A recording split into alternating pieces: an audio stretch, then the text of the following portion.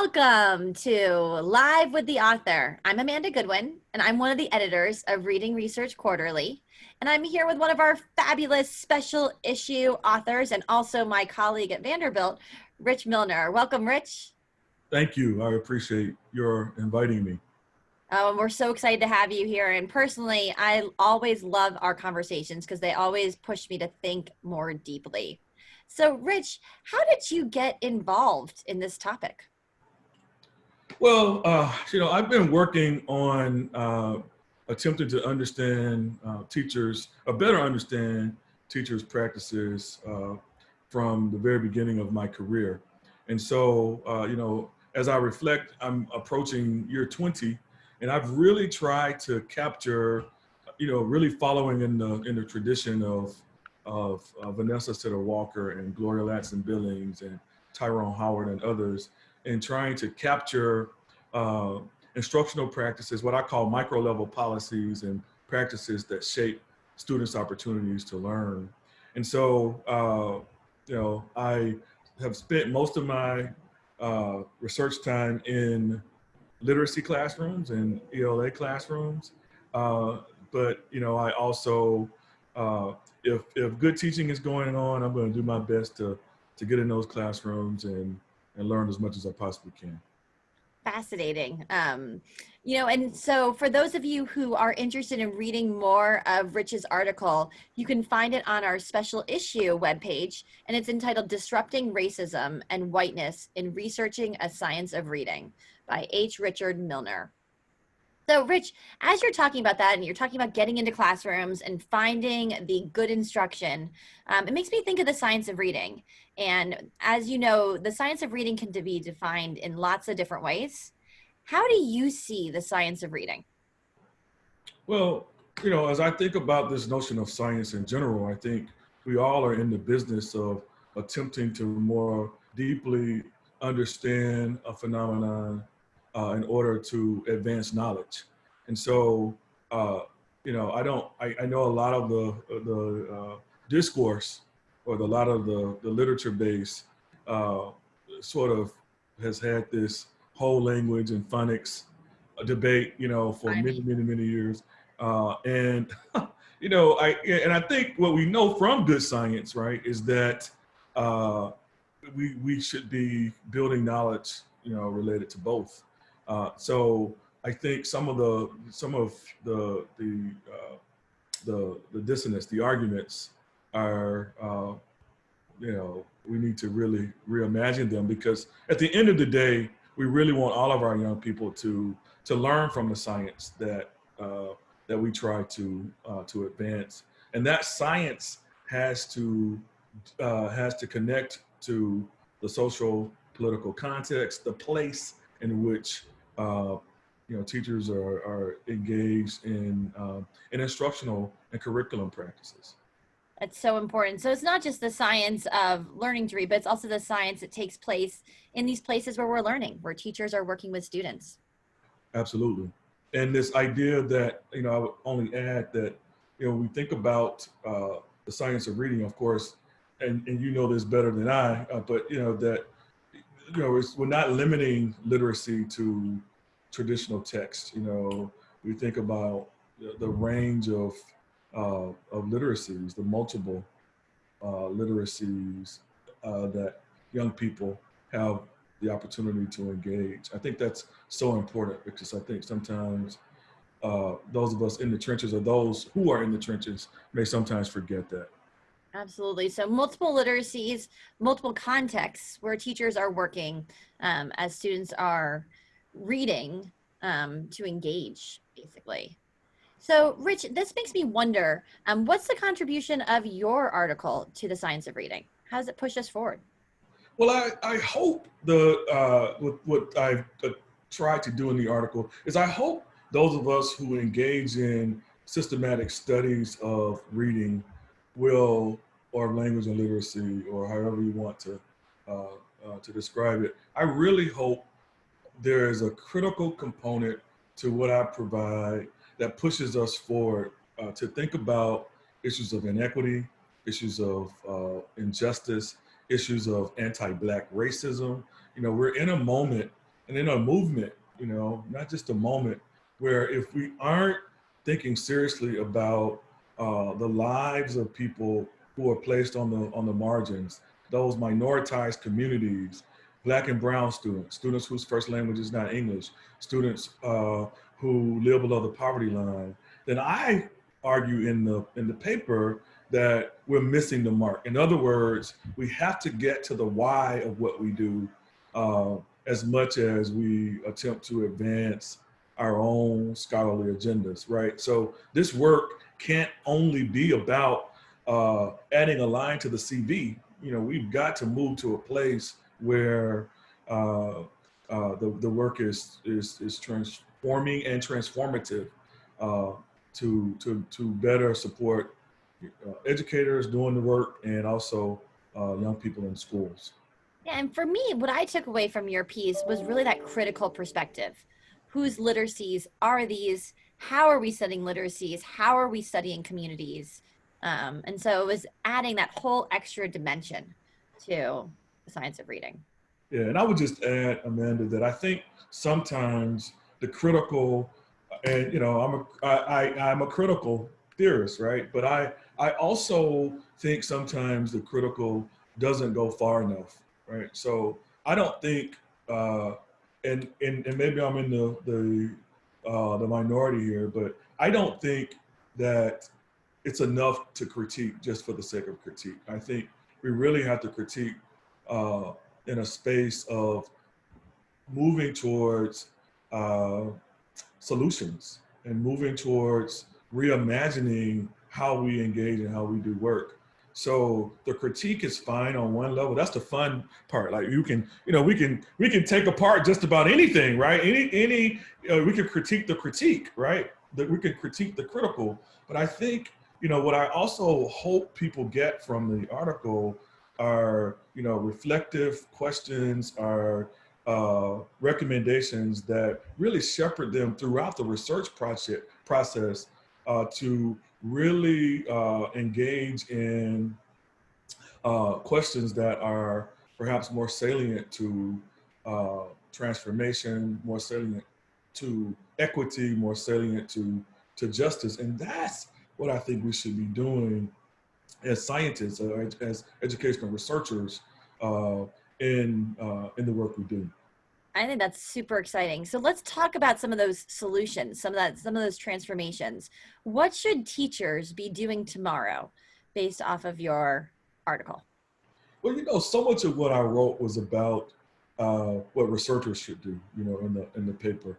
And but I also think that in order for us to really advance the field of literacy studies, I think in addition to having, when we talk about designing studies and so forth, I think we absolutely must have a diverse or have diverse research teams, but we also, those teams should not only be diverse in terms of the racial and ethnic background of the researcher, the gendered backgrounds of the researchers, the sexual orientations of the researchers, you know, the life world, you know, phenomenologically speaking. I think that educators, teachers, real teachers should be part of these research teams. You know, I think they provide an added layer, and they will provide an added layer of understanding that those of us who, and most of us have taught, you know, many of us have taught, but, you know, sometimes we're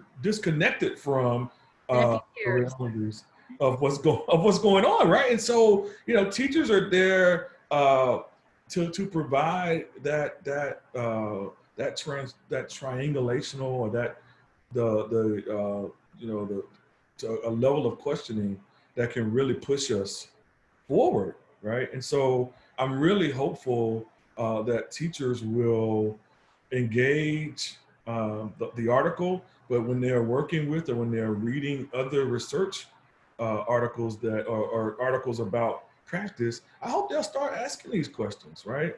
Like, you know, who were the participants in this research That study? was exactly what I was thinking. I thought all the questions you were asking of the researchers were Mhm. questions that I would want to ask as a teacher. You know, Wow. who are these participants? Whose literacies are these? Are these my students' literacy? Absolutely. What literacies am I valuing? What literacies are they valuing? Where's the interaction? What's, I just felt like those questions were so important for a teacher to be asking and to be speaking up from, because a lot of times teachers are given curriculum to just use. And it And I think feels that, like the added port, piece is really, this notion of whose voices are missing, whose perspectives are missing, what perspectives need to be nuanced, in how we think about building this knowledge space. So I'm really hopeful that the piece might be, taken up, and we might take the work even to another level, right? Hopefully. very, very cool. So, Rich, as I'm thinking about this, you always talk about education as this like kind of big thing going into different classrooms, but classrooms are taking place in schools. Schools are taking places in districts, in larger state contexts, all this different policy going on. So, what do we tell principals and policymakers based off of your article and your work? Well, I think one of the things that's so important is, and I think you nailed it. It was actually one of my bullets that I wanted to mention, is that educators, teachers are not doing this work in a vacuum, right? We are, educators are working in and through systems, and but I also think it's important for school administrators to put back on, or to reimagine or reignite their passion and their commitment to education for all. Like, I think sometimes school leaders, policymakers, superintendents, they move into a place where the work becomes more transactional than transformative, right? So it is, making sure schedules are tight, making Texts sure, are taken, right, boxes are checked. all those boxes are and that's certainly, those aspects are certainly important. But I think moving back to spaces, or moving into spaces of instructional curriculum leadership, are essential, and that leadership emerges and must emerge with not only practicing teachers, but also with students, with community, with families, with parents. Because when those lenses are, and those perspectives are well represented, we have a better chance of looking at the pacing guide, or looking at, curriculum guides, and bringing a level of question and critique to what's being asked, in ways that probably wouldn't be considered otherwise. Well, and so So it feels like I'm hearing you say, like, think about who's at the table as that's informing your critique of the materials and your critique of the system. Because I'm hearing you say it's not just researchers who are doing this work, but also parents, students who are working with these materials and can inform how you're looking at them. absolutely, absolutely. And if the table is not wide enough, big enough, then you have, Add a leaf. we have to add a leaf, right? Or we need to buy a new table, or, come to Have a Tennessee and we'll picnic, build you a right? table, Have a right? picnic with a lot of blankets. That's right. Yeah, and so those are the pieces that I think, educators are working, and researchers as well. Like, we are working really, really hard, to most of the time, to meet the needs of the complex, and the interrelated, the multifaceted needs. And I just think we move to places sometimes where we forget to return to the why of what we do. Okay. And so as teachers are reading the piece, as teachers are, thinking about the sort of the implications of the paper, I hope, the framing and the recurrent question is why. Why are these findings as they are, right? Uh, and why am I engaging in the work that I'm doing, right? So I And think I think that's I how think do those I are the be transformative? yes. And so that leads me to my question. You've been out in lots of classrooms. Your research takes place in classrooms. Do you have an example of like when you walked in, or when you walked into a school building and you were like, yes, check, this is the transformative space that I am looking for? Absolutely. And I worry about, I can point you to the school, especially, thinking about where you're, when I wrote Start Where You Are, but Don't Stay There, that book was a result, that book is a culmination, if you will, of about 3 years of ethnographic research uh, in one particular school in the Southeast. And what I found in those places, what I found was that I was really trying to focus in on instructional practices and not so much about who the instructor was, right?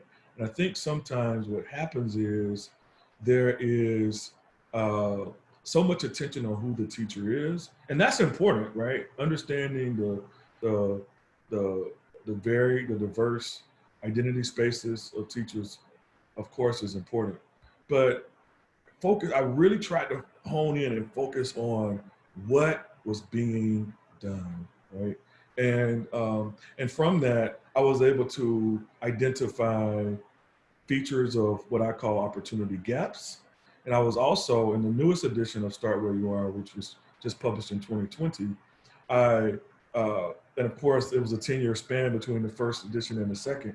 I was able to really pull and learn from, and I'm gonna say correct some of what I thought I knew, 10 years ago, to develop what I now call opportunity-centered teaching, right? And so what happens in those classrooms, the first and perhaps the most important aspect, and we know this from good science, right, is that in every single classroom that was opportunity-centered, there were powerful, evolving, dynamic, ongoing, and sustainable relationships. Teachers didn't see relationship building as something that was tangential or something that they had to check off in the first week of their work. They were consistently building practices such that they could deepen those relationships, and that showed up sometimes through literacy, right? Through instructional practices like assigning an autobiography, asking students to stand up and talk about favorite character in a book, drawing from features, making sure they introduced students to diverse books with characters of color as protagonists. Like the very things that we know, but they linked those instructional practices to something that was a bit deeper, right? And that deeper relationship building was tied to their commitment to advocate for and to work towards justice. Let me give you an example. There was uh, uh, I watched. I don't know if you're a college football I uh, am. person, but Nick Saban is the coach at Alabama, and he's a pretty good coach. And what I've heard is that there was an interview uh, with Nick's players, and the the interviewer was asking, "What is it about Coach Saban? You guys wake up to do PT early in the morning. You are so committed to these intense workouts. Like it's almost like you walk through a wall for Coach Saban." And those students, those young people didn't miss a beat. They said yes because we believe he'll walk through a wall for us. Right. Right. That was a transformative interaction, in my view, insofar as, and Gloria Lasson Billings talks about that story, insofar as there is so much power in young people believing that you have their back beyond the walls of that place and that you have beyond the wall of that classroom when we talk about space and place, right? There's a level of advocacy beyond I have a relationship with you to teach the content I'm supposed to teach. Right. And then we're done at this class. And we're done, right? It is fictive kinship to the degree that, I care about you and I'm going to advocate for you, right?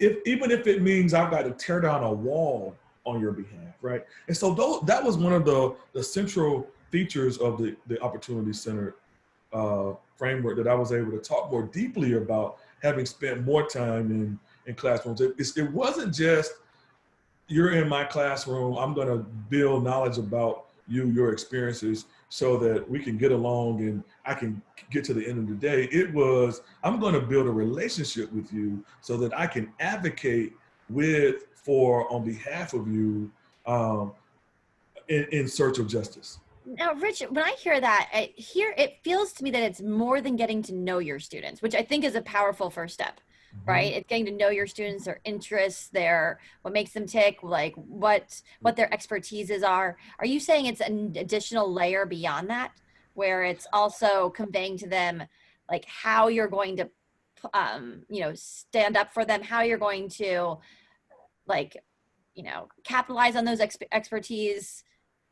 Yeah, I mean, I think it's a deep, ongoing, deliberate attempt to work with, and I don't like the word empower, but to encourage, to motivate young people to understand they have a right to the education that they They are need not necessarily getting or need, right? and almost almost feel like they have a right to the education, they need it, but also we need them. We Absolutely. need their skills, their talents. Absolutely, which really builds on this notion that every young person enters the school with a deep level of expertise and assets, right, and strengths. Our job is to identify what those strengths are and work from those strengths. And sometimes what happens, I think, is, especially with all of these diagnoses and these diagnostic exams and so forth, we sometimes spend a lot of our energy focusing on what students don't have so that we can try to fill the cup, right? But a different approach, the opportunity center framework, would say, let's focus on what they do bring, use that as a foundation to advance and move forward. A second component of what I found was, not only was it essential for that deep relationship building and sustaining and so forth, but there was also a level of community engagement and community learning from between the school vis-a-vis the teacher, and the community, parents, family, clergy, that deep connection, ongoing learning was also essential. And so that allows for the teacher to draw from those expertise and that insight, but also build connections for instruction that that aligns with, that connects with, that are responsive to, that are relevant to uh, to their local and their broader communities. It also seems like it provides you with the ability to enact change, to transform, Absolutely, and to allow absolutely, the students to be transformative absolutely. powers. Mhm. Very cool. Well, I'm inspired. I'm I hope looking so. forward. So when we think about parents, Rich, what's the message for them? Yeah. So I think the first thing that we have to remember as educators is parents are and families, right, are our young people's first teachers, right? And I think sometimes in the discursive interactions that we as educators have with parents, I think we sometimes forget that. Like, I had a teacher once tell me, like, oh, I'm crazy about your child. Yeah. And I thought, and I said it before I knew it. I said, not as crazy about her than I. So let me, just starting there, like, parents care so much for their children, right? And so it's really about, and I mean, it's going to sound like a cliche, but it's about, how do you create a seamless uh, relationship. To go back with that, a connection with families, so families understand that this is a team approach. We're working, we are doing this, we are in this thing together. And sometimes families feel ostracized, or they don't feel as if the school or the educator sees their value or what they might bring. So I think that is so key in attempting to to build the kinds of partnerships that are lasting, but that can be helpful. Seems so important. I mean, it feels like it's a responsibility of the teacher, but also what I'm hearing you say is also as a parent, I can take a role in that. You know, I can be reaching out, I can be critical, I can realize that my role is a teammate. I hope so, right? But again, I think the initial. So to answer your question, yes, parents should feel connected and should, of course, advocate for support the school but there's sometimes there are layers that prevent parents from feeling like they are welcomed in the space, uh, like they have something to contribute. And there's small things we as educators can do. Like, again, going back to these classrooms that I've studied for and spent so much time thinking about and working with, like, uh, talking to parents, like, you know, not in a finite way. That's one of the points I make in the article, right?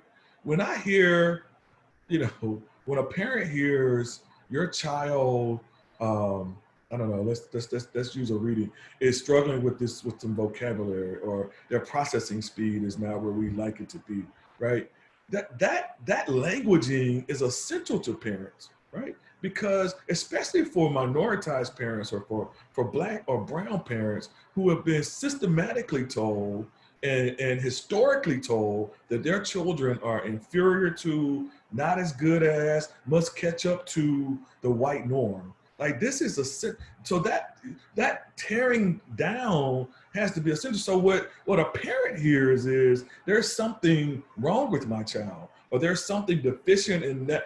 What the teacher has to say, like, we're gonna get there, right? We're gonna work together. This is where your child is now, and guess what? It's part of my responsibility, and it's your responsibility as well for us to work and push this student forward, right? So these predetermined norms, these normative ways of thinking about where students should be at particular benchmarks, absolutely provide a layer of data for us, but they have to be communicated in a way such that parents understand that my child is more than a test score.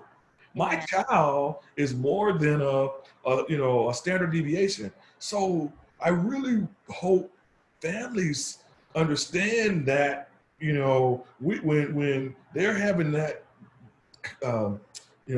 communication with their child about something that's happening in reading or in literacy development, that it is a process.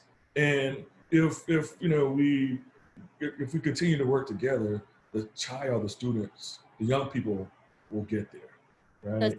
it's not an end result. It's a process. We're going to get to where we Right. need to get.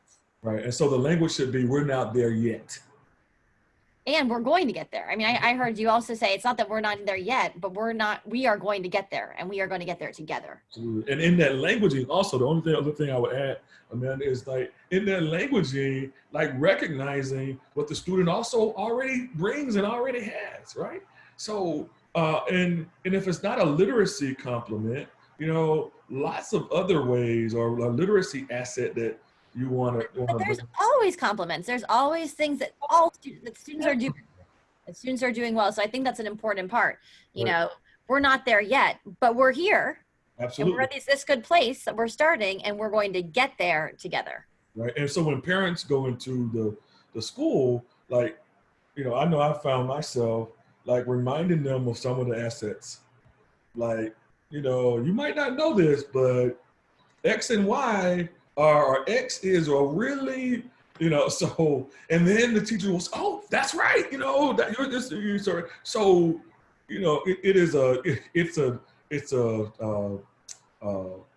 really a nice merging, if you will, of saying we're on the same team.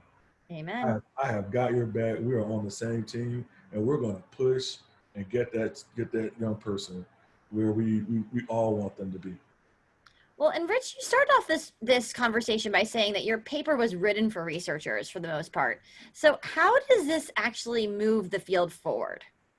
I think it moves the field forward insofar, and I want to be clear that I'm drawing from critical theory, from I'm developing a framework called disruptive movement. Again, this is after 20 years of doing this work, and I'm just sort of in a place where I'm like, I'm going to do exactly, I'm going to do exactly what I believe I need to, do what I need to. So I started in that. I want to say that. So I think I pose some really essential questions for people who are serious about building the ETIC, right? A drawing from the ETIC to move to the ENIC.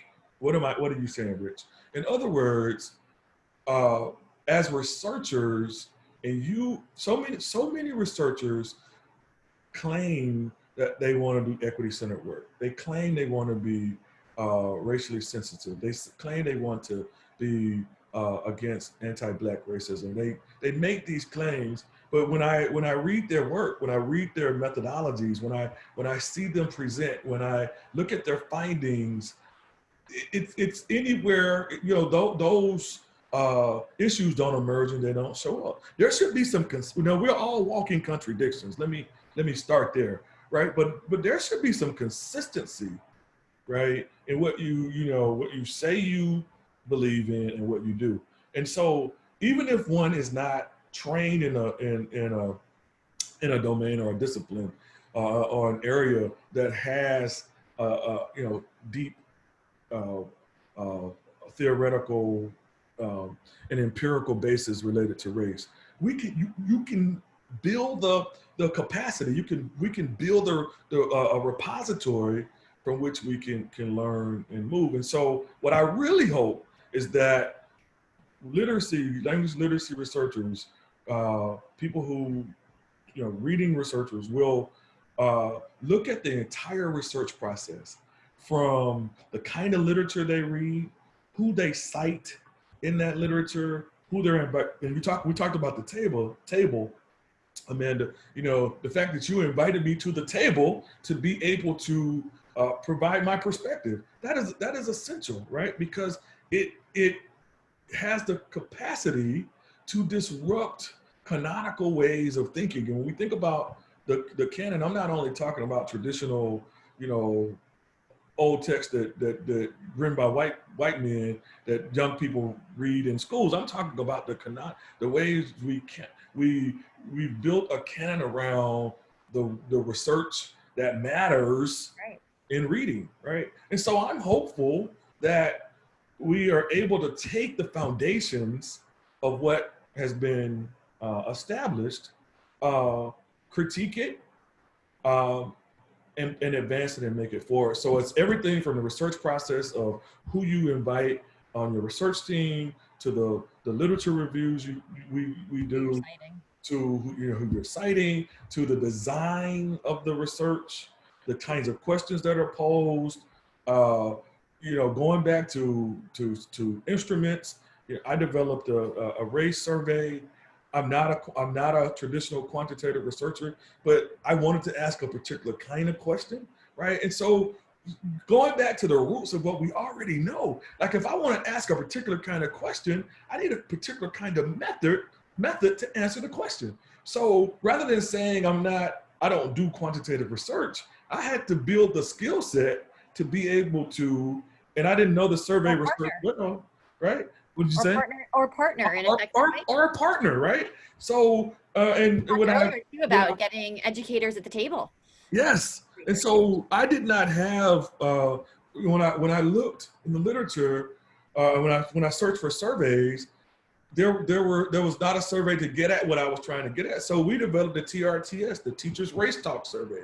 I talked a little bit about that in the Brown lecture. And so again, that was an opportunity for me to learn. We still have those data. We're working with those data, and we're learning something about those data that then complements the qualitative studies we're doing. So I'm not one of those people who say, who might say there's no value in a paradigm that's inconsistent with the way I conduct my research. I think epistemologically, if we're really about the work, if we're really about trying to learn about critique what needs to be critiqued, change what needs to be changed, we have to be as comfortable and as competent as possible uh, across the diversity of the science. Amen. All right. Well, and that leads me to sort of the takeaway messages. What are like the, if we're once we're leaving this like really great conversation, because I know my head's spinning about ways that I'm going to use these learnings. What are some big takeaway messages that you want us to leave with? Well, I think the first point is that again, we we we need to continue documenting and providing excellent examples of great practice. You know, teachers, especially in this moment, teachers are working overtime to be excellent. To be responsive, to be whole, to be, and so in a very similar way, I think we have to provide grace for ourselves, and we need to be graceful. I think beyond ourselves as well. So I think working more closely with teachers is important. I think reading more critically about and moving outside of our comfort zones, uh, I think is so important. I think in the midst of our critiquing, we must provide recommendations or insights to think about to advance, because again, the critique is great, but the critique needs to lead us somewhere. Like, I can critique all day long, and sometimes I read critiques of my work and I'm thinking, okay, fine, You like, what are solve you that. doing? Right. Now, what are you doing? But what are you doing? I just think that we sometimes are so myopic in our thinking related to, and again, I know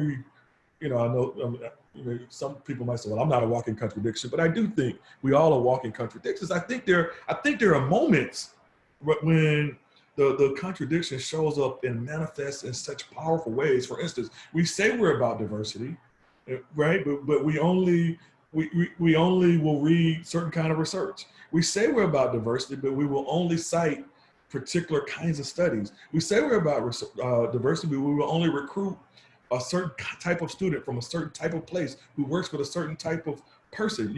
So I'm a product of an HBCU, a proud product of an HBCU. I learned so. I was an English major, English lit major, not an English ed major. So I was immersed in Chaucer and Homer and Canterbury Tales and Shakespeare, and so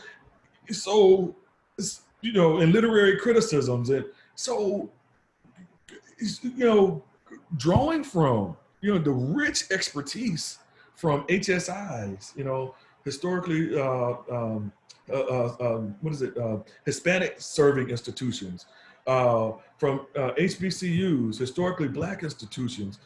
There's we just a wealth, and I'm getting excited here, Amanda, right?